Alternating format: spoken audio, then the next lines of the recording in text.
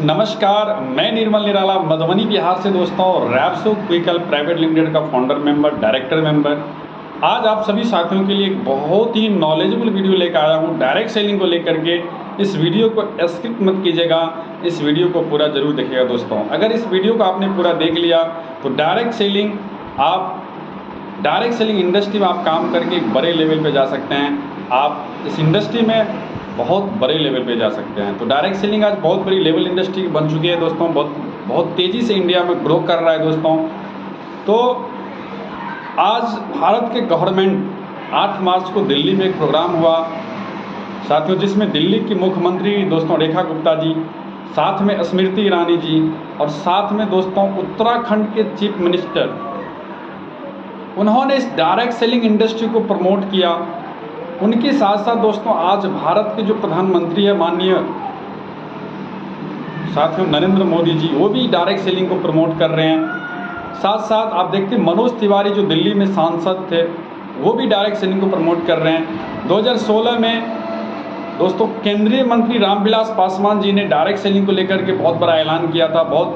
उन्होंने direct selling को लेकर के एक नियम लागू किया ताकि हर डायरेक्ट सेलिंग कंपनी को लीगल अथॉरिटी मिले इंडिया में बिजनेस करने के लिए, और हर डायरेक्ट सेलर को एक मान और सम्मान मिले। इसीलिए गवर्नमेंट ने इस इंडस्ट्री के लिए गाइडलाइन लेके आया। आइए जानते हैं दोस्तों इस इंडस्ट्री के लिए दोस्तों ये जो बड़े बड़े लीडर्स हैं, ये जो सक्सेसफुल लोग हैं, ये लोग क्या करें इस इंडस्ट्री को लेकर के। क्या इस इंडस्ट्री का फ्यूचर है इंडिया में कि नहीं, क्या यह इंडस्ट्री तेज़ी से ग्रो कर रही है कि नहीं इंडिया में। तो हम बारी बारी से एक एक पॉइंट को जानेंगे, इसीलिए आप इस वीडियो को ज़रूर पूरा देखिए दोस्तों। इस वीडियो को पूरा अगर आपने देख लिया तो डायरेक्ट सेलिंग से जो अंधविश्वास आपका बना हुआ है दोस्तों, वो अंधविश्वास आपके अंदर से ख़त्म हो जाएगा, वो निगेटिविटी ख़त्म हो जाएगा और आप एक नई ऊर्जा के साथ इस डायरेक्ट सेलिंग इंडस्ट्री में काम करके एक आयाम अचीव कर सकते हैं बहुत बड़े लेवल पे दोस्तों। की मुख्यमंत्री की ओर से आपका स्वागत है। डायरेक्ट सेलिंग एक ऐसा फील्ड है जो कहीं ना कहीं भारत जैसे देश की पृष्ठभूमि में महिलाओं के लिए एक बहुत बड़ी अपॉर्चुनिटी है, जहां आप अपने समय के अनुसार अपने लिए काम तय कर सकती हैं, जहां आप अपनी क्षमताओं के अनुरूप अपने काम का विस्तार कर सकती हैं और आप अपने टैलेंट के हिसाब से उसे घटा या बढ़ा सकती हैं। इस डायरेक्ट सेलिंग की फील्ड में आप सब ने जो मेहनत की है, जो आयाम हासिल किया है, उसके लिए आज इस महिला दिवस पे मैं आप सबको बधाई देती हूं।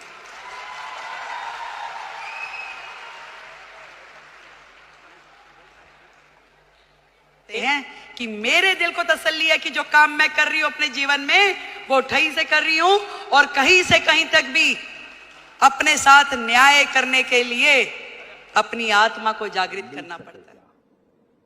हमने कारीगरों और बाजार के बीच की दूरी कम की है। देश में डायरेक्ट सेल्स, एग्जीबिशंस और ऑनलाइन प्लेटफॉर्म जैसी सुविधाएं बढ़ाई गई। साथियों, आने वाले समय में देश के अलग अलग राज्यों में, मैं दिल से कह रहा हूं ना, मेरा डायरेक्ट सेलिंग एंटिटी के प्रति भाव बहुत बढ़ गया। देखो हम लोग भी डायरेक्ट सेलिंग में ही हैं। हम केवल एक्सीडेंटली नहीं गाइडलाइन बनाए हैं, हमारी नीयत है, हमारी सरकार की नीयत है कि हम अच्छे तरह से इसको सपोर्ट करें। आप तो सीधे सीधे हमारे देश के प्रधानमंत्री, यशस्वी प्रधानमंत्री नरेंद्र मोदी जी की योजनाओं को आगे बढ़ा रहे हैं। आप बहुत लोगों को जोड़ लेते हैं, तो इस रास्ते में अगर कोई बाधा आ गई तो मैं सरकार और आपके बीच में ब्रिज करूंगा, ये आपको विश्वास दिलाता हूं। यस! भारत अब रुक नहीं सकता। मतलब कि जो कभी कभी नरेंद्र मोदी जी कहते हैं कि हम लोगों के हाथ में रोजगार करने की शक्ति दे, वही आपने दे दिया। इसलिए मैं सच बताऊं, सब आत्मनिर्भर हैं, सभी अपनी अपनी जगह पे आत्मनिर्भर हैं। तो आपकी प्रगति भी अच्छी है, आपके ऊपर लोगों का विश्वास भी बढ़ रहा है कि आपको अपने गांव में बैठ के, आपको अपने मोहल्ले में बैठ के बेस्ट से बेस्ट चीज मिल जाए, वहीं के लोग समझा दें।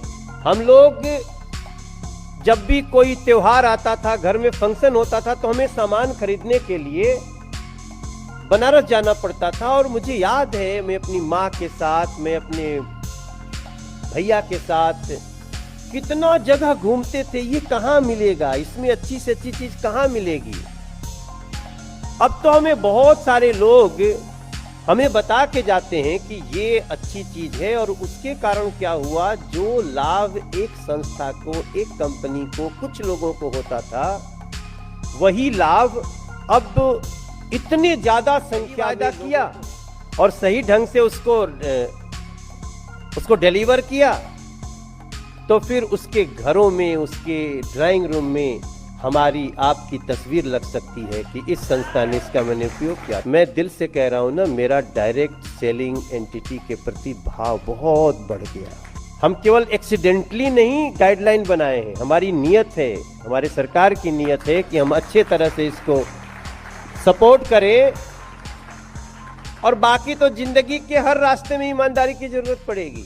अगर आपका व्यवसाय बढ़ता है, आप बहुत लोगों को जोड़ लेते हैं, तो इस रास्ते में अगर कोई बाधा आ गई, अगर आपको बाधा आती है, मैं वर्तमान में दिल्ली का सांसद हूं और मैं आज आपसे वादा करता हूं, लेकिन जब भी कोई association of direct selling entity को कोई भी समस्या आएगी, तो मैं सरकार और आपके बीच में ब्रिज करूंगा, ये आपको विश्वास दिलाता हूं। यस!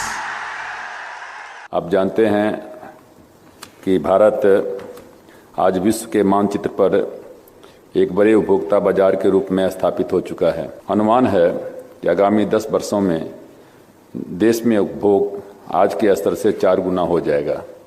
हाल के दिनों में डायरेक्ट सेलिंग अथवा सीधे व्यापार प्रचलन तेजी से बढ़ा है और इसके और बढ़ने की संभावना है। मैं जानता हूं कि ऐसी कंपनियां देश में इस तरह के डायरेक्ट सेलिंग के नेटवर्क स्थापित किए हैं। इन कंपनियों ने अपने उत्पाद सीधे अन्य ग्राहकों, उपभोक्ताओं तक पहुंचाने का कार्य किया है। मैं मानता हूं कि डायरेक्ट सेलिंग का तरीका जनता के बीच लोकप्रिय हो चुका है, किंतु डायरेक्ट सेलिंग के लिए इस्तेमाल की जाने वाली प्रक्रिया में खतरा भी है।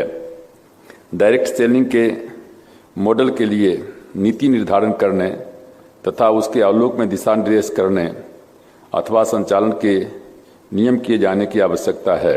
रेगुलेटरी का जो बात आई है उसमें मैं काफ़ी वजन देखता हूं और निश्चित रूप से हम इस पर विशेष जोर दे करके और इस पर क्या कहते हैं कोई निर्णय लेंगे। मैं आपसे एक ही चीज इसके माध्यम से कहूँगा, जो भी आपका प्रपोजल हो उसमें जरूर इस बात को देखिए कि कंज्यूमर के साथ में धोखाधड़ी नहीं होना चाहिए। आज अगर देश में अपनी पहचान बनाए हुए है, आत्मनिर्भरता की कहानी लिख रही हैं, ये डायरेक्ट सेलिंग एंटिटी को लेकर के इस एसोसिएशन के लिए बहुत सारी गाइडलाइन नहीं थी, इसके कारण बहुत प्रॉब्लम होती रही होगी। जब कोई गाइडलाइन ही नहीं है तो फिर कितनी समस्याएं हो सकती हैं, ये कहने की बात नहीं है। और ये तब हुआ जब मनोज तिवारी भी सांसद बन गया था, तो ये तो बहुत अच्छी बात है हमारे हिस्से में भी।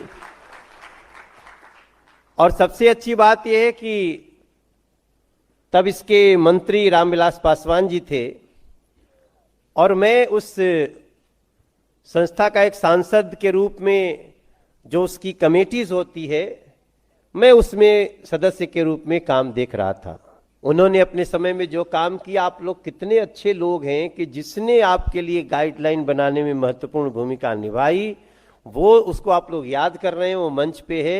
ये आपका बड़प्पन है, आप सबको थैंक करता हूं मैं कि जब कोई भी नियम बनता है तो उसका दुरुपयोग करने वाले भी बहुत लोग हो जाते हैं। अब जैसे मैं एक राजनीतिक दल में हूं, तो राजनीतिक दल बहुत हैं, तो बहुतों ने न्याय नहीं किया जनता के साथ। तो जैसे अलग अलग इसमें दोष नियम का नहीं है, इसमें दोष जो डायरेक्ट सेलिंग एंटिटी का नहीं है, इसमें दोष तो उन लोगों का हो सकता है जिनकी सोच में गलती। डायरेक्ट सेलिंग के प्रॉब्लम्स के बारे में बात करना चाहता हूँ, क्योंकि डायरेक्ट सेलिंग जो है, अगर रेगुलेशन इसमें नहीं है तो कई गड़बड़ हो सकते हैं और लोगों को काफी नुकसान। तेरे जो खुशियां हैं चेहरे पे तेरे जो खुशियां हैं उसे आगे भी पहुंचा देना, उसे आगे भी पहुंचा दे।